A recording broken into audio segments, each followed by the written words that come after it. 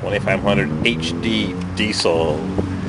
Lifted, new control arms, all kinds of fancy gizmos on this four-wheel drive. Something I just noticed in my truck, extended trailer mirrors. I just noticed that I don't have leaf springs. How do you like that? Just dawned upon me. Wait a minute. Got a coil spring rear suspension. I was going to add an extra leaf for the motorcycle carrier that I was going to install with a square tube. Grind these little thingamajiggies off and put a square tube right to the frame. Bolt it to the frame or weld it. Put 2 additional square tubes here for a motorcycle carrier that I'm going to put on to get my Harley out west, where it's riding season all year long, almost like it is here. This has got 360 riding days a year, unlike where I'm from. So what's this turbo got? No splash shields, keep the salt off the exhaust manifolds. Wait a minute, don't have any salt here. Diesel. New upper control arms. So how is it lifted? Not lifted there.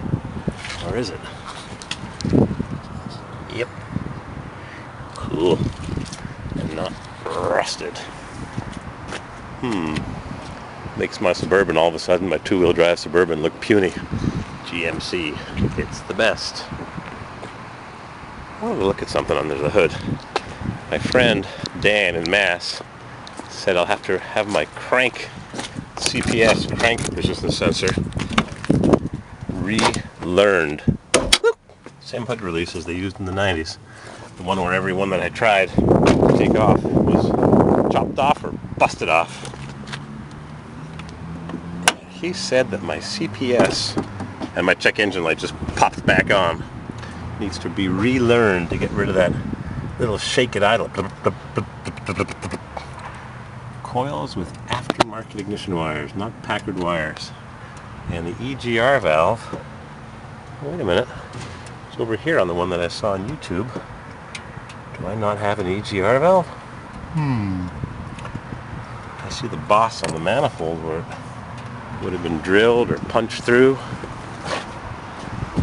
I don't have no stinking EGR. We don't need no stinking EGR. I need a pitman arm. If I get a Moog heavy duty or a Dana that lasts 1,000 miles, or a genuine GM, or just get a used one from the junkyard.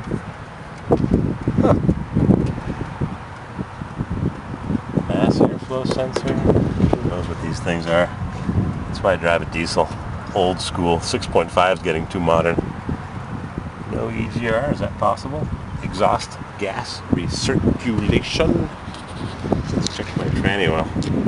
Let's see what we got. Transmission oil. Kind of sort of change half of it, maybe a bit less. Because you can't get the stuff out of the torque converter unless you got an older Mercedes like I had. Let's see what we got. What color the mud is. Oh, it's a lot redder than it was last time I checked. It's a shame I'll have to dump it again. Get it nice and red. It's just the way it works. Unless you do a power flush, I don't even know if that gets all the fluid out of the torque converter. And there's those folks that think, wow, you're just disturbing everything with scrubbing bubbles like in that bathroom cleaner. Detergent oil is not detergent. There's no scrubbing bubbles. It has surfactants. Yeah, you heard me right. Surfactants. That hold everything in suspension. Is that what the EGR would have plugged into, maybe? One of the pipes? When it was over here on that 2500 HD that they showed on YouTube. Looks like I have a new water pump assembly because it's not as greasy as the rest of the block. Maybe I'll luck that with this truck. A few little gizmos here and there that need to be addressed, like plastic heater hose connections that break and leave you stranded. Junk. That's the problem with these thoroughly modern Millis. Everything is plastic, including the intake manifold, fuel pressure, rails, ignition coils.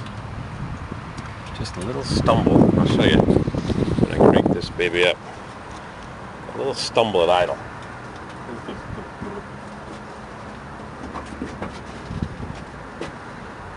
Crank her up! How that starter makes when you let off the keys.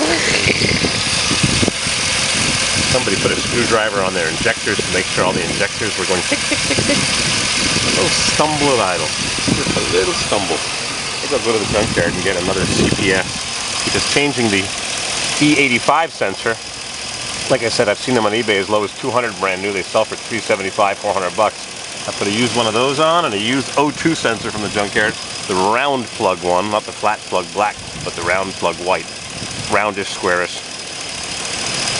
Put one of those on, and the check engine light went off for quite a while. Little stumble and idle.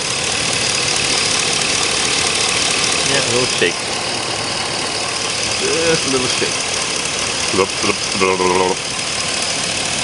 Something's not quite right. Could just be the crank position sensor, wherever it is, down there underneath this big plastic gizmo. I think it's on the other side.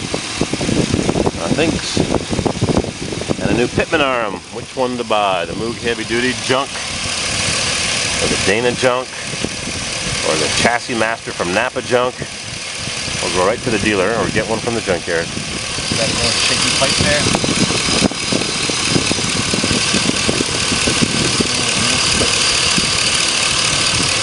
Squeak is gone for now. Too bad. There was a rebuilt alternator at the junkyard for 20 bucks. $5 cord, $25 plus tax out the door. Went back a couple days later, truck was gone, crushed. Nice rebuilt alternator, good to have as a spare. Don't get stranded on the road and have to buy one of these for 125 bucks. All of these are bearing. That's all that was wrong with them, really. Crank relearn. Or get a Duramax, electronically controlled. Way too complicated for me. They're all too complicated and all too plasticky. Everything's plastic. Dries in the heat. I did it.